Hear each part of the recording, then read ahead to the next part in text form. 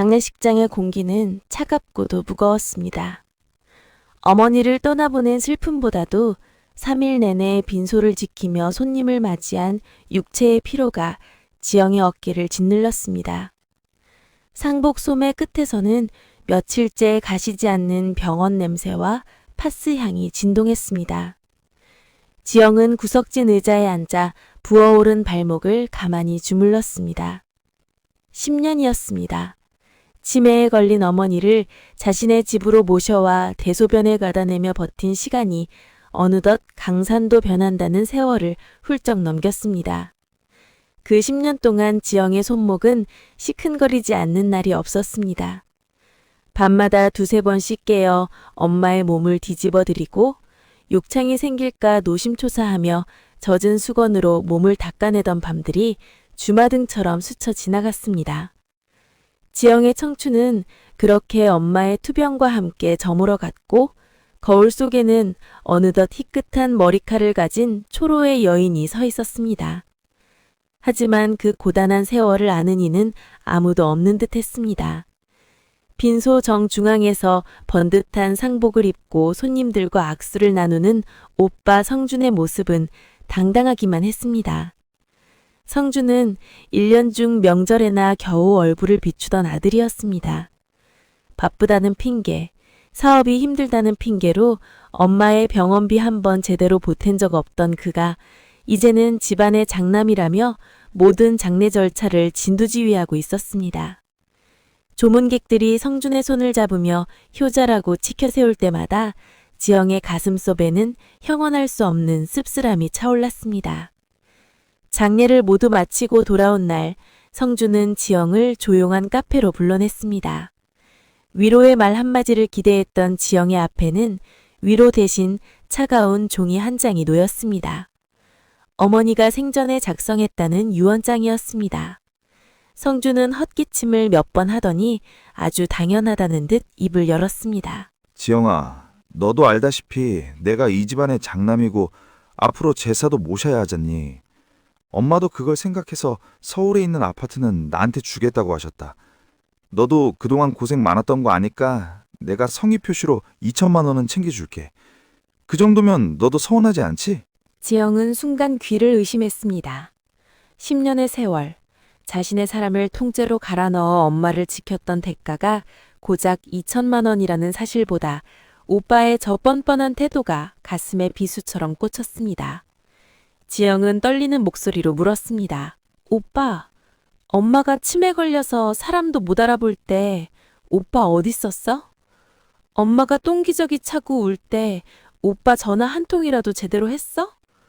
내가 낸 병원비랑 약값이 얼마인지 알아? 오빠는 제사 챙기는 장남이라고 생색내지만 나는 엄마 살아생전에 하루하루가 제사였어. 성준은 오히려 인상을 쓰며 목소리를 높였습니다.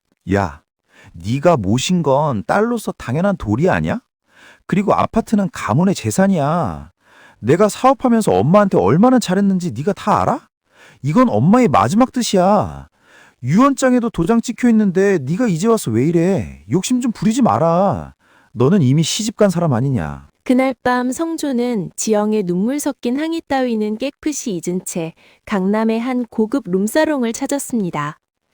화려한 조명과 비싼 술병들이 질비한 방 안에서 성준은 세상을 다 얻은 듯한 표정으로 소리치고 있었습니다.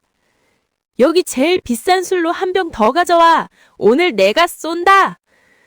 성준의 주변에는 평소 알고 지내던 사업 파트너들과 속칭 친구라는 이들이 몰려들어 아첨을 떨었습니다. 역시 성준 형님이야. 서울 금사라기 땅에 아파트 한 채를 통째로 받으셨다면서요? 대단하십니다. 성준은 양옆에 앉은 접대부들에게 술을 따르게 하며 거두름을 피웠습니다. 야, 우리 엄마가 나를 얼마나 끔찍이 아꼈는데 그 아파트가 지금 시세로만 수십억이야. 내 동생녀는 옆에서 간병 좀 했다고 생색을 내는데 아들 앞길 막는 계집의 말이 어디 말이냐. 내가 오늘 기분이다. 너희들 팁도 두둑하게 챙겨줄게. 성준은 아직 자기 손에 들어오지도 않은 아파트 값을 미리 계산하며 수백만 원짜리 술판을 벌였습니다. 취기에 잔뜩 절어 비틀거리는 그의 눈에는 오로지 금빛 미래만 보일 뿐이었습니다. 하지만 성준이 독한 술잔을 기울이며 활락에 빠져있던 그 시각, 지영은 홀로 엄마가 살던 낡은 집으로 향했습니다. 이제는 주인을 잃어 서늘한 기운만 감도는 방 안에서 지영은 멍하니 앉아 있었습니다. 벽에 걸린 엄마의 사진 속 환한 미소가 오늘따라 너무나 원망스러웠습니다. 엄마는 정말 오빠만 자식이었어? 나는 엄마한테 뭐야? 닦아내도 줄줄 흐르는 눈물을 닦으며 지영은 엄마의 유품을 정리하기 시작했습니다. 엄마가 평소 머리맡에 두고 아끼던 낡은 자개함이 눈에 들어왔습니다. 열쇠로 잠겨있던 그 함을 억지로 열자 그 안에는 낡은 비단 보자기와 함께 빛바른 수첩 하나가 들어있었습니다. 그것은 엄마가 치매 기운이 심해지기 전 맑은 정신이 돌아올 때마다 삐뚤깨뚤한 글씨로 적어내려간 간병 일기이자 가계부였습니다. 수첩의 첫 장에는 이런 글귀가 적혀 있었습니다. 내 딸 지영아, 미안하고 미안하다. 네 청춘을 내가 다 갉아먹는구나. 지영은 수첩을 한 장씩 넘길 때마다 통곡을 멈출 수 없었습니다. 거기엔 성준이 사업자금을 빌려간다며 엄마의 노후자금을 어떻게 빼가고 아파트를 담보로 대출을 얼마나 받았는지가 낱낱이 적혀 있었습니다. 성준이 효자 노릇을 했다며 생색내던 그 모든 것들이 사실은 엄마의 뼈를 깎아 만든 돈이었다는 사실이 드러났습니다. 그리고 수첩의 맨 뒷장, 두꺼운 종이 사이에 끼워진 서류 몽치를 발견한 순간 지영의 숨이 멎는 듯 했습니다. 그것은 법무법인의 공증이 찍힌 또 다른 유언장과 증여 계약서였습니다. 오빠가 내밀었던 유언장보다 훨씬 나중에 작성된 엄마의 마지막 진심이 담긴 서류였습니다. 서류에는 충격적인 사실이 적혀 있었습니다. 성준이 가져가겠다고 호언장담한 그 서울 아파트는 이미 담보대출이 집값의 80%를 넘어서 있었습니다. 성준이 몰래 뺏은 돈과 이자가 눈덩이처럼 불어나 사실상 경매에 넘어가기 직전에 껍데기뿐인 집이었던 것입니다. 엄마는 성준의 탐욕을 이미 알고 있었습니다. 장남이라는 체면을 세워지는 척하며 빚더미 아파트를 그에게 남김으로써 그가 지은 죄의 대가를 스스로 치르게 한 것이었습니다. 하지만 반전은 거기서 끝이 아니었습니다. 서류 뭉치 안에는 지영의 이름으로 된 등기 권리증이 하나 더 있었습니다. 30년 전 아버지가 돌아가시며 엄마에게 남겼던 시장 입구의 작은 2층짜리 상가 건물이었습니다. 엄마는 그 상가만큼은 성준의 손이 닿지 않도록 지독할 정도로 꽁꽁 숨겨왔습니다. 구멍난 양말을 꿰매 신고 유효기간이 지난 우유를 마시면서도 그 상가에서 나오는 월세를 단 한 푼도 쓰지 않고 지영의 이름으로 차곡차곡 모아두었던 것입니다. 서류에 첨부된 옥마의 짧은 편지에는 이렇게 적혀 있었습니다. 지영아, 세상에 공짜는 없고 쥐은 죄는 다 제 주인 찾아가는 법이다. 오빠한테는 화려한 껍데기를 줬으니 너는 이 속을 취해라. 네가 나를 돌보며 흘린 눈물과 땀방울이 이 벽돌 하나하나에 다 녹아있다. 이제는 누구의 딸도 누구의 엄마도 말고 그냥 이지영으로 살아라. 그게 내가 너에게 줄 수 있는 마지막 사주이자 선물이다. 지영은 엄마의 편지를 가슴에 꼭 껴안았습니다.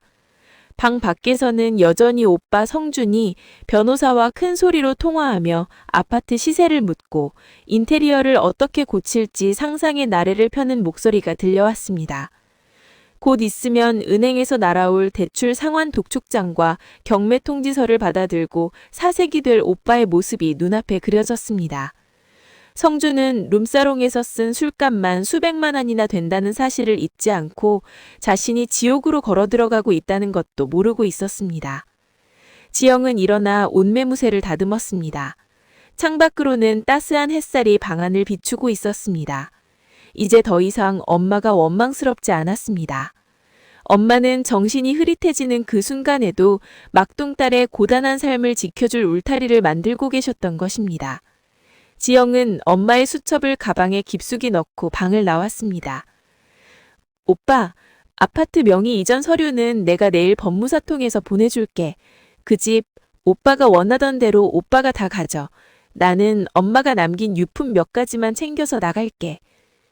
지영의 말에 성주는 승리자라도 된 양 거두름을 피우며 대답했습니다. 그래, 그래야지. 너도 이제 네 살 길 찾아야 하겠니? 내 정 생각해서 2천만 원은 꼭 보내줄 테니까 걱정 마라. 지영은 대답 대신 살짝 미소를 지었습니다. 성준이 차지한 그 화려한 아파트가 무너져 내릴 때 지영은 엄마가 남겨준 든든한 상가 건물에서 자신의 새로운 인생을 시작할 것입니다. 지영은 대문을 나서며 뒤를 돌아보지 않았습니다. 10년의 긴 터널을 지나 비로소 자신의 이름을 찾은 여자의 발걸음은 그 어느 때보다 가볍고 단단했습니다. 시장의 왁자지껄한 소음이 들려오는 그 상가 건물 앞에서 지영은 잠시 멈춰섰습니다. 낡았지만 견고한 그 건물은 마치 엄마가 두 팔 벌려 자신을 안아주는 것만 같았습니다. 지영은 이제야 알 것 같았습니다. 인생의 가장 큰 유산은 통장의 숫자나 아파트의 평수가 아니라 진심으로 누군가를 사랑하고 헌신했던 이에게만 주어지는 마음의 평온이라는 것을 말입니다. 하늘은 푸르렀고 지영의 가슴 속엔 엄마의 온기가 여전히 남아 있었습니다. 지영은 조용히 읊조렸습니다. 엄마, 고마워. 이제 정말 나답게 살아볼게. 지영의 새로운 이야기는 그렇게 시작되고 있었습니다. 오늘 이야기 여러분은 어떻게 보셨나요? 때로는 진실이 거짓보다 더 잔혹할 때가 있습니다. 오늘 사연이 여러분의 일상에 작은 경각심이나 위로가 되었기를 바랍니다. 여러분의 구독과 좋아요는 우리가 믿기 어려운 현실의 이야기들을 세상에 계속해서 전할 수 있는 유일한 힘입니다. 오늘도 함께 해주셔서 고맙습니다.